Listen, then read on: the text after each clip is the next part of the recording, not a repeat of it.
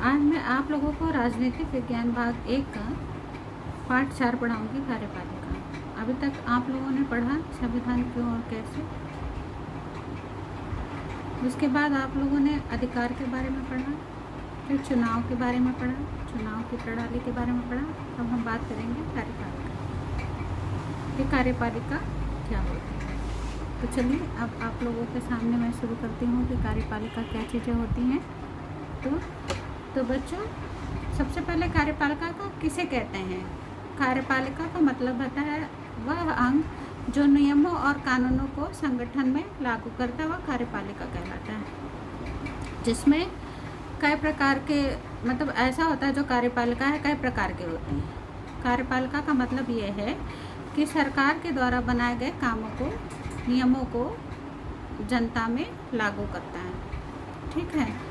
अब कार्यपालिका की क्या क्या विशेषताएं हैं। कार्यपालिका विधायिका द्वारा स्वीकृत नीतियों और योजनाओं को लागू करता है।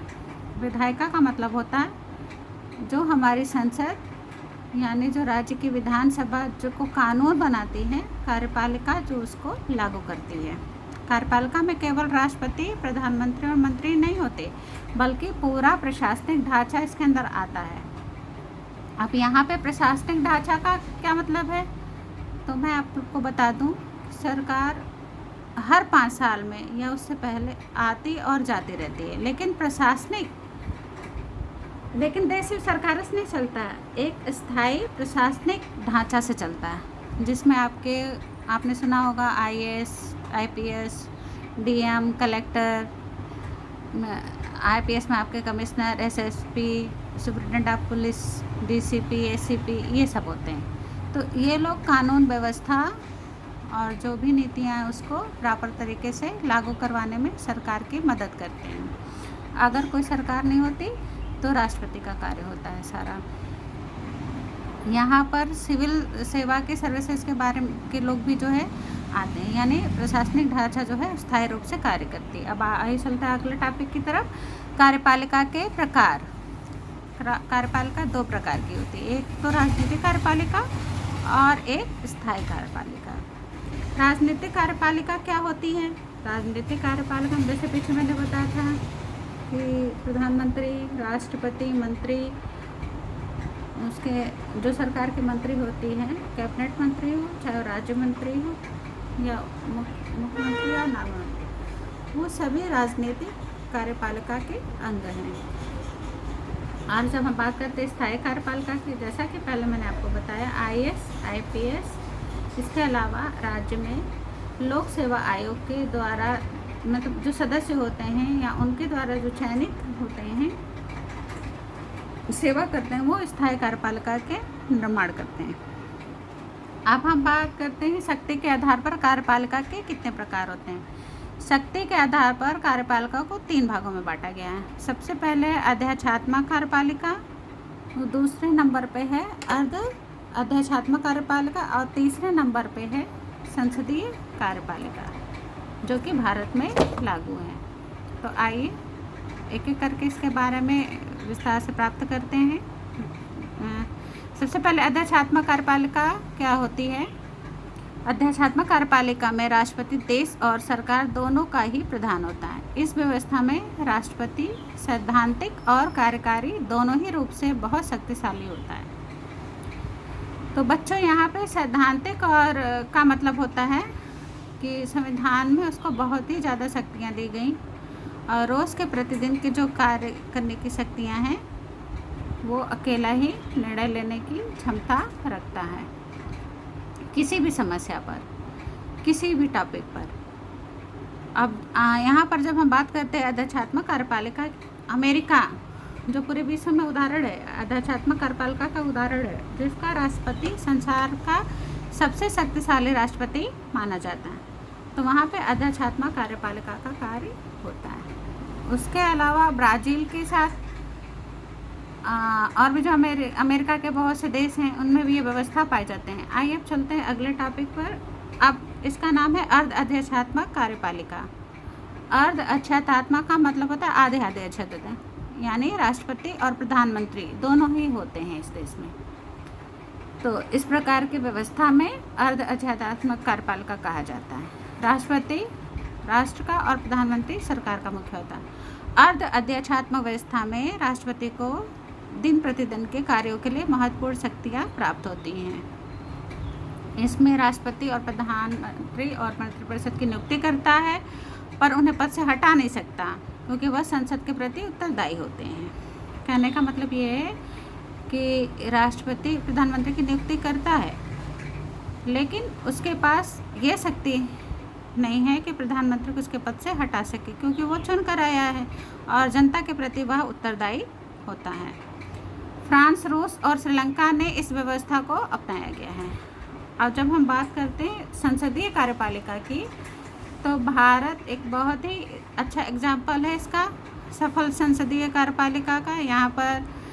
यहाँ का लोकतंत्र भी काफ़ी सफल रहा है। तो संसदीय कार्यपालिका में प्रधानमंत्री सरकार का प्रधान होता है। इस व्यवस्था में देश का प्रमुख राष्ट्रपति या राजा होता है। इसका नाम मात्र की शक्ति होती है।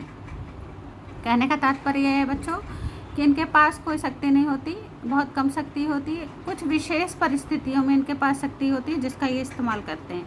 राष्ट्रपति या राजा की सारी शक्तियों का उपयोग प्रधानमंत्री अपनी मंत्रिपरिषद के साथ करता है। इसीलिए इसको नाम मात्र की शक्ति कहा जाता है, क्योंकि राष्ट्रपति अपने अकेले शक्तियों का उपयोग नहीं कर सकता है, बल्कि प्रधानमंत्री उसके मंत्रिपरिषद की सलाह के बाद ही, यूँ कह लीजिए, उनके बिना उनका कोई महत्व नहीं, उनकी शक्तियों का कोई महत्व नहीं। और फ्रांस, इटली, जर्मनी, इंग्लैंड, पुर्तगाल और भारत में यह व्यवस्था अपनाई गई है।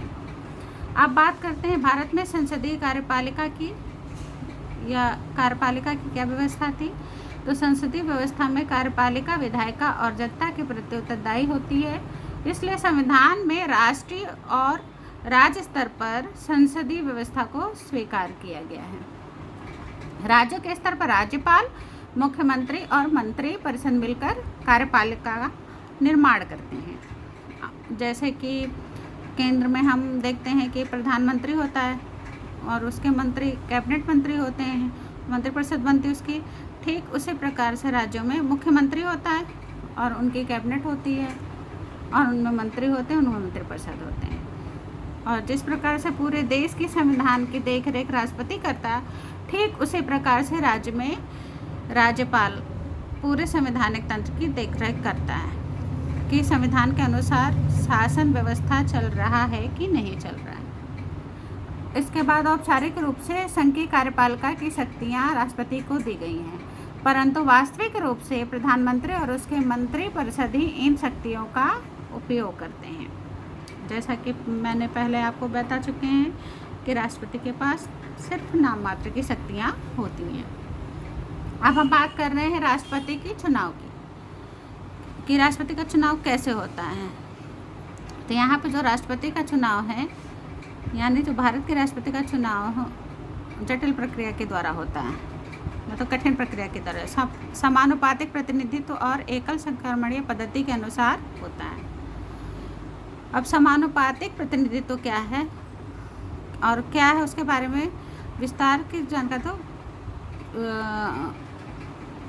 चुनाव प्रतिनिधित्व के बारे में हमने बता चुके हैं इसके बारे में कि समानुपातिक प्रतिनिधित्व क्या होता है, तो उसको देख लीजिएगा तो आपको समझ में आ जाएगा। एकल संक्रमण पद्धति के अनुसार क्या होता है, यानी समानुपातिक प्रतिनिधित्व और एकल संक्रमण पद्धति के अनुसार होता है। एकल संक्रमण पद्धति समझने में थोड़ी बच्चों को थोड़ी कठिनाई होगी, लेकिन आसान हम बता देते हैं। सबसे पहले समझ लीजिए, एक उदाहरण ले लीजिए उत्तर प्रदेश का।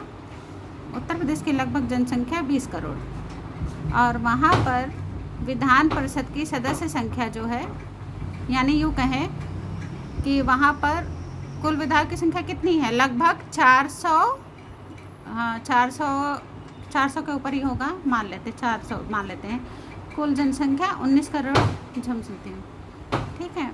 अब एकल संक्रमणीय पद्धति का मतलब है जितने भी विधायक होते हैं एक राज्य में और जितनी उनकी संख्या होती है, और मतलब जनसंख्या प्रदेश की होती है, उस जनसंख्या को उन विधायकों की संख्या से भाग दे दिया जाता है और जो भी आता है उसको मान लिया जाता है एक वोट या एक सदस्य। किसके लिए? राष्ट्रपति के चुनाव के लिए। और यही प्रक्रिया हर राज्य में अपनाई जाती है कि हर राज्य में उसके विधान परिषद में या उसके विधानसभा में जितने सदस्य हैं उन सदस्यों की संख्या से, उन विधायकों की संख्या से उस राज्य की जनसंख्या से भाग दे दिया जाता है और जितना आता है उसका फल, एक वोट उसका राष्ट्रपति के चुनाव के लिए माना जाता है। उसे हम कहते हैं एकल संक्रमणीय पद्धति। तो बच्चों आशा करते कि समझ में आया होगा, फिर भी ना समझ में आएगा तो फिर से पूछ सकते हैं। ठीक है। राष्ट्रपति का चुनाव अप्रत्यक्ष विधि के द्वारा निर्वाचित सांसद और विधायक करते हैं। अप्रत्यक्ष विधि का मतलब होता है डायरेक्ट हम या जनता वोट करके राष्ट्रपति को नहीं चुनती, बल्कि उसको हम जिन लोगों को चुनते हैं, जैसे हम सांसद को चुनते हैं, ठीक है, जो लोकसभा में विधानसभा में जो जाने के लिए जिनको चुनते हैं, जिन विधायकों को चुनते हैं, तो ये विधायक और निर्वाचित जो है संख्या, ये राष्ट्रपति के लिए राष्ट्रपति को वोट करते हैं। ये कैसे वोट करते हैं? एकल संक्रमणीय पद्धति के द्वारा करते हैं। तो अप्रत्यक्ष विधि के द्वारा राष्ट्रपति का चुनाव होता है। विधायकों और सांसदों को जो मत उनके क्षेत्र में मिलते हैं, राष्ट्रपति के लिए मतदान करते समय उनके मत राष्ट्रपति को मिल जाते हैं। जैसा कि बताया था मैंने, एकल संक्रमण विधि का अर्थ यह है कि यदि निर्वाचन में एक से अधिक उम्मीदवार हो तो मतदान में मतदाता अपना वरीयता क्रम लिखेगा। यहाँ पे एकल संक्रमण विधि का अर्थ यह है कि अगर 4 प्रत्याशी हैं और निश्चित संख्या 50% है और बाकी चारों को, मान लीजिए कि किन्हीं 2 को मिले 25% वोट और एक को मिला 40% और एक को मिला 10%। अब क्या होगा? यहाँ पे जो कम वाले हैं, जो सबसे कम है, उसको हटा दिया जाएगा और उसका मतदान जोड़ दिया जाएगा अगले वाले में, जिसको अधिक प्राप्त हो रहे हैं उसमें, और दूसरी प्रक्रिया होगी। दोबारा से फिर वोटिंग होगी और दोबारा से गणना की जाएगी। और उस बार भी किसी व्यक्ति को जितने निर्धारित मत हैं, यानी 50% मत हैं निर्धारित मत, अगर 50% नहीं मिलते हैं तो दोबारा तीसरी प्रक्रिया की जाएगी। तो ऐसे ही तब तक प्रक्रिया की जाएगी जब तक निर्धारित मतदान प्राप्त नहीं हो जाता है उस उम्मीदवार के लिए, जब तक वो राष्ट्रपति उम्मीदवार के लिए पारित ना हो जाए, ठीक है, प्रस्तावित ना हो जाए। तो अब हम आगे पढ़ते हैं कि राष्ट्रपति का चुनाव कैसे होता है और उसके पद से कैसे हटाया जा सकता है। तो उससे पहले थोड़ा सा जान लेते हैं इनके बारे में। ठीक है। भारत में राष्ट्रपति संविधान का रखवाला होता है, यानी ये देखता है कि संवैधानिक तंत्र के अनुसार चल रही है कि नहीं चल रही है। जब तक राष्ट्रपति संविधान का स्वयं उल्लंघन ना करे तब तक राष्ट्रपति को उसके पद से हटाना संभव नहीं है। राष्ट्रपति को उसके पद से हटाना एक बहुत ही जटिल प्रक्रिया होती है। संसद के दोनों सदनों में 2/3 बहुमत से अधिक मतों से पारित प्रस्ताव के द्वारा ही इसे हटाया जा सकता है। ठीक है बच्चों, ये बहुत ही जटिल प्रक्रिया, कठिन प्रक्रिया होती है। अभी भारत में ऐसा नहीं हुआ है। अब हम बात कर लेते हैं राष्ट्रपति के विशेषाधिकार की। अभी हमने पीछे पढ़ा कि राष्ट्रपति के पास नाम मात्र की शक्तियाँ होती हैं, लेकिन उसमें एक बात बताई थी कि किन्हीं विशेष परिस्थितियों में राष्ट्रपति के पास विशेष अधिकार होते, विशेष शक्तियाँ होती। वो विशेष परिस्थितियाँ क्या होती है उसके बारे में हम बात करते हैं। संवैधानिक रूप से राष्ट्रपति को सभी महत्वपूर्ण मुद्दों और मंत्रिपरिषद की कार्यवाही के बारे में सूचना प्राप्त करने का अधिकार है। राष्ट्रपति किसी बिल को पुनः विचार के लिए लौटा सकता है। वीटो का प्रयोग करके संसद द्वारा पारित विधेयक को लंबे समय के लिए रोक सकता है, यानी उसके पास ऐसा अधिकार है अपनी राय किसी विधेयक पर नहीं दे पा रहा, उसे लंबे समय तक के लिए अपने पास रख सकता है, रोक सकता है। चुनाव के बाद कई नेताओं के दावों के बाद निर्णय ले कि कौन नेता प्रधानमंत्री बनेगा। तो जी हाँ, गठबंधन की सरकार में क्या होता है, जब 1989 के बाद भारत में जब कांग्रेस का अस्तित्व धीरे धीरे कम होने लगा और गठबंधन सरकारों का उदय होने लगा, तो किसी एक पार्टी को चुनाव में भारी बहुमत ना मिल पाने के कारण, भारत में मत से नहीं आ पाए, तो कई पार्टियों ने मिलकर सरकार बनाने का निर्णय ले लिया। तो समझौता करके उन्होंने सरकार बनाने की कोशिश की। तो ऐसे समय में राष्ट्रपति की वैल्यू बढ़ जाती है, क्योंकि राष्ट्रपति के पास ये अधिकार है कि वो किसको आमंत्रित करे प्रधानमंत्री बनने के लिए। इसका सबसे अच्छा उदाहरण आप दे सकते हैं कि 1998 में जब भाजपा को 144, जहाँ तक मुझे याद है 144 सदस्य उसके जीते थे, 144 सदस्य तो, और वो सबसे बड़ी पार्टी बन के उभरी थी। लेकिन बाकी पार्टियों के पास भी, मतलब कांग्रेस के पास भी इतने अधिक मतदान नहीं थे कि 100 से नीचे थे, और बाकी लोगों के पास 15, 20, 25 ऐसे 10, 5 ऐसे सांसद सदस्य थे। तो इसकी वजह से किसी को बहुमत मिल नहीं पाया। तो राष्ट्रपति में ऐसे समय में भाजपा को सबसे बड़ा दल होने के नाते उनको प्रधानमंत्री बनाने के लिए आमंत्रित किया, और भाजपा के वरिष्ठ नेता अटल बिहारी वाजपेयी प्रधानमंत्री बने, और राष्ट्रपति ने उन्हें मौका दिया कि आप किसी भी तरह जो है जादुई आंकड़ा सिद्ध करिए, मतलब बहुमत सिद्ध कीजिए लोकसभा में। और वाजपेयी जी बहुमत सिद्ध नहीं कर पाए और जुटा नहीं पाए समर्थन। इस वजह से ये इतिहास में पहली बार हुआ कि किसी की सरकार मात्र 13 दिनों में गिर गई। तो भाजपा गठबंधन की जो सरकार थी वो मात्र 13 दिनों में गिर गई। इसके बारे में और चर्चा करेंगे दूसरे वीडियो में। आगे बढ़ते हैं।